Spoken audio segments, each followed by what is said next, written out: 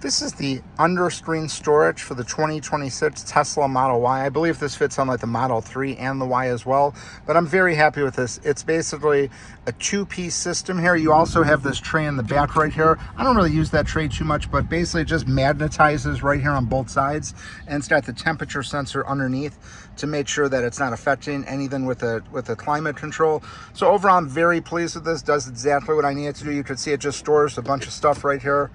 And it's just basically a nice tray that goes underneath. If you do have a full-size iPad, you could slide it in there and store it. Overall, very happy with this. Again, it just fits in here. You can see this is an iPhone Pro Max. You can see how deep it is. The phone would go in there, but it just does stick out a little bit. So again, that is fitting all the way back there.